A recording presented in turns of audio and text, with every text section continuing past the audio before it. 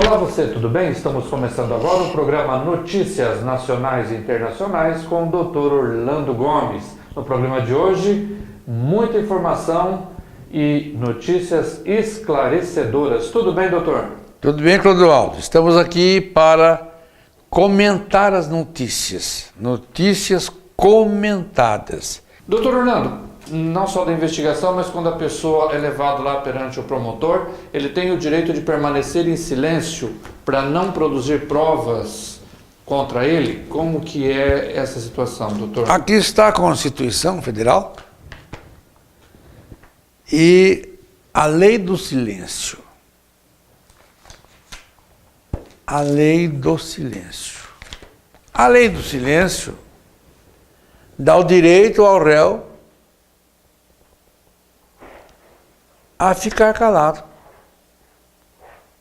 O réu pensa o seguinte: olha, eles que provem contra mim, eu não vou dizer nada.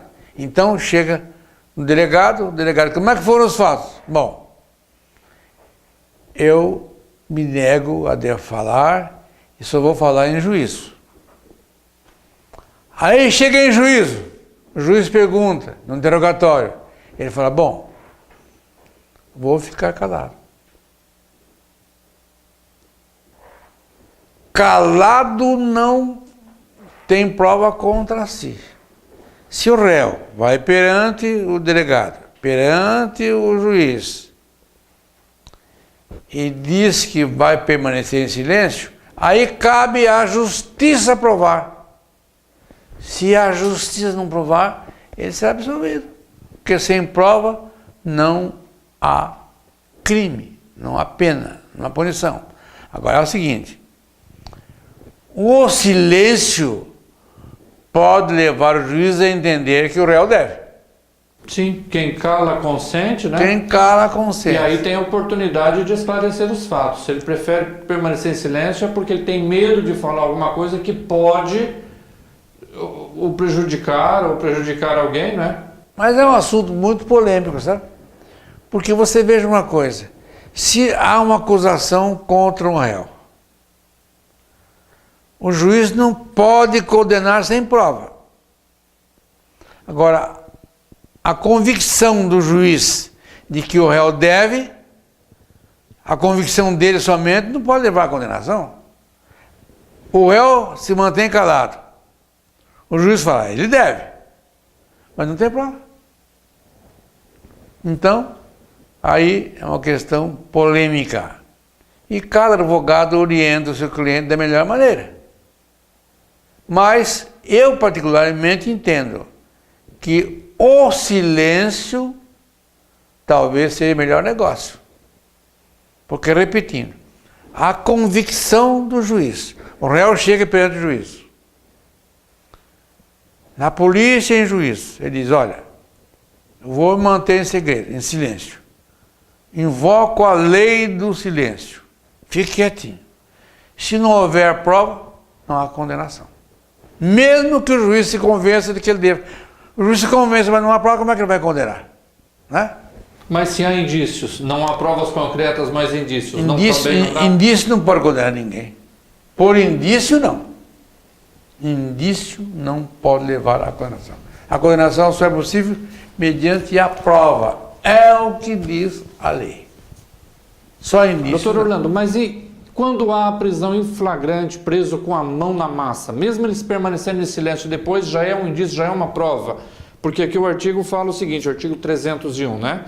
Qualquer do povo poderá as autoridades policiais e seus agentes deverão prender quem quer que seja encontrado em flagrante delito. E aí no 302 esclarece ali o que é flagrante delito, né?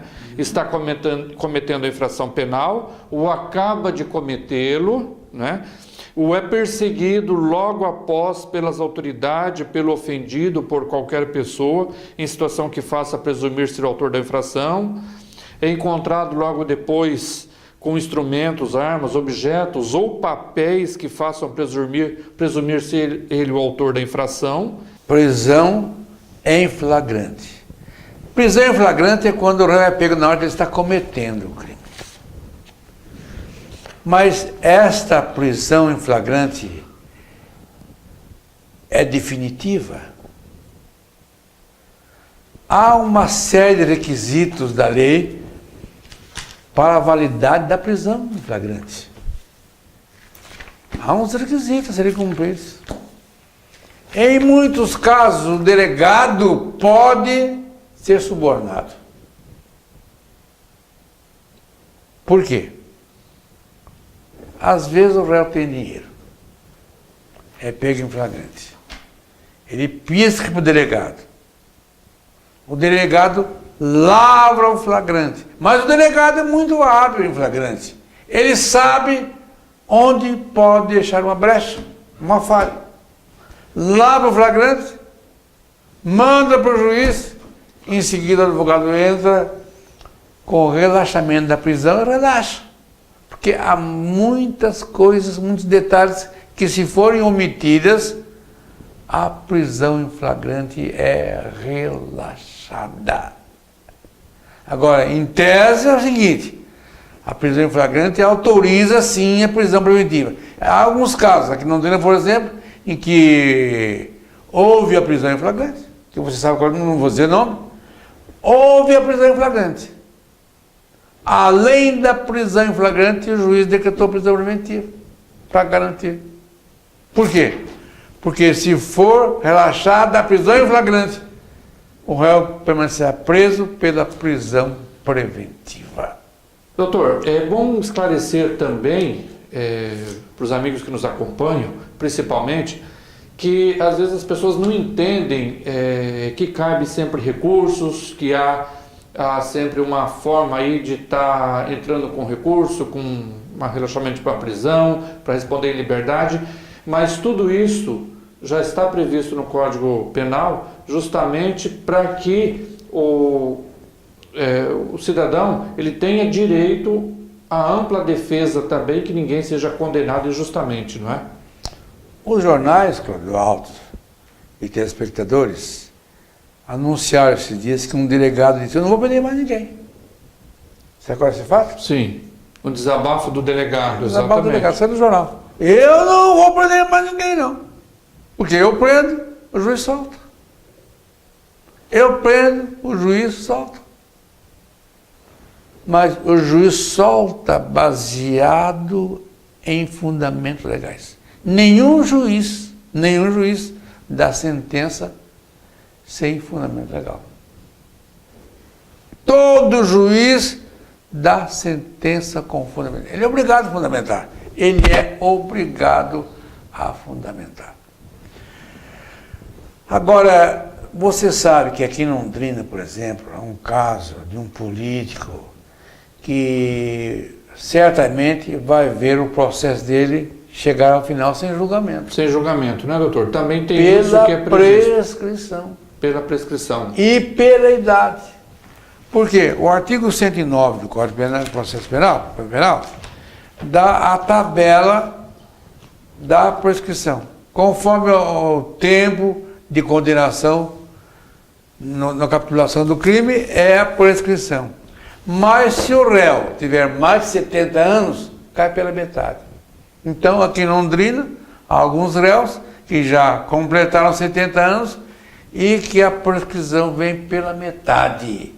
Então, aí, isto acontece pela morosidade. Mas você falou bem, esses recursos todos existem para dar a oportunidade para que o cidadão se defenda e produza provas. Mas nós vamos comentar oportunamente esse assunto. Porque eu comentei há poucos dias aqui, num país aí no exterior, nos Estados Unidos, houve um acidente e com morte, um acidente com morte, e o causador da morte foi posto em liberdade na hora. Por quê? O juiz pegou o processo, pegaram na hora o processo e viram que ele não tinha culpa. Na mesma hora, soltou. Então, é isto que é preciso, a rapidez. Eu estava vendo o Neymar esses dias jogando futebol e estava comparando o futebol com a justiça. O futebol com a justiça. Aí está o Neymar jogando aí, tá vendo? O Neymar jogando aí. Marca o gol. Com que rapidez? O que interessa é bola na rede. Rapidez. O dia que a justiça usar esse lema, aí haverá punição. A justiça tem que seguir o exemplo de Neymar e de outros jogadores. O negócio é bola na rede, não processo caído. Olha, eu já falei aqui, um promotor deu uma entrevista em público dizendo que ele tem um processo com ele lá há 30 anos correndo. De morte. 30 anos. Não, um dia nem dois. O Supremo Tribunal Federal julgou esses dias um processo com 50 anos correndo. Tudo isso terá que ser modificado, mas falaremos sobre isso oportunamente. Doutor Orlando, de acordo com a Constituição, todos são iguais aí perante a lei, todos têm direito à liberdade de expressão, todos... Liberdade de culto. Liberdade de culto. Liberdade de culto. E deixa eu lhe perguntar, o Estado é laico? Sim. Ou seja, não é influenciado por nenhuma religião, porém deve respeitar todas as religiões e crenças, é isso? Sim. Certo.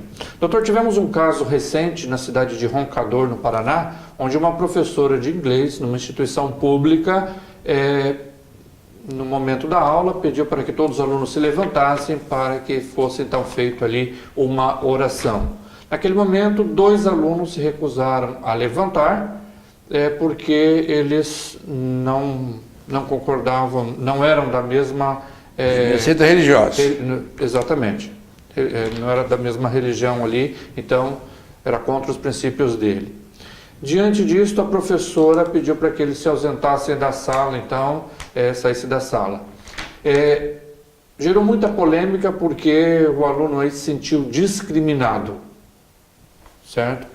Então eu gostaria sim, doutor, se o Estado é laico, naquele não era o momento, a professora não poderia ter usado daquele momento e acabar gerando aquela situação desagradável ali e acabar havendo essa discriminação. Liberdade de culto. Apenas comentando a notícia. Estou apenas comentando a notícia que foi estampada nos jornais. Todos os jornais, todos os jornais do Brasil, inclusive, não só do Paraná. Acontece que os 2 alunos estavam em classe e a professora pediu que todos se levantassem para orar ou rezar. E os 2 não quiseram se levantar, não quiseram orar, alegando que não era ele não é da mesma religião, a crença deles era outra. E houve a punição. Se houve a punição, ele não teve direito de livre pensamento. De livre pensamento. Ele foi punido. E ali sendo punido ainda na frente de todos dos colegas. Então, a liberdade de culto, a liberdade de pensamento foi tolhida. E em público. A professora,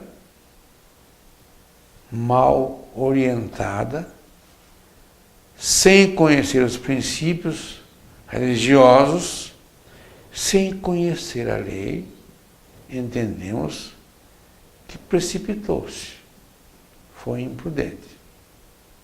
Porque aqui no Brasil, a Constituição garante o direito de livre pensamento e o direito de cultuar da forma como melhor entender. Ainda mais, era uma professora de inglês, né? Professora de inglês, ou seja... Não é nem professora de religião, mas mesmo que fosse. Até porque nós entendemos, né, doutor, que o direito de expressão, assim como a Constituição, o direito de igualdade, temos que respeitar os limites, não é, do próximo, semelhante, o meu direito termina onde começa o do próximo, não é? E no caso houve uma recriminação pública à fé dos dois rapazes. Dos dois, exatamente. Não é?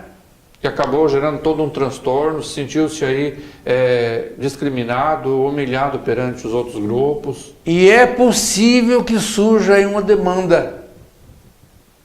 Porque a imagem dos rapazes foi maculada. Foi maculada, é uma situação constrangedora. Constrangedora, né? Então, fica aí o comentário também desta notícia. Doutor Orlando, a presidente Dilma está numa luta grande contra as instituições financeiras com o objetivo de redução dos juros. Eu gostaria que o senhor falasse sobre a Lei 1351/51. Meus amigos, uma ocasião, um senhor estava à porta de um banco chorando. Bonifácio Quedas da Luz. Eu falo o nome dele, sabe por quê? Porque ele autorizou. Ele morava em Grandes Rios, Clodoaldo. Tinha um grande sítio lá.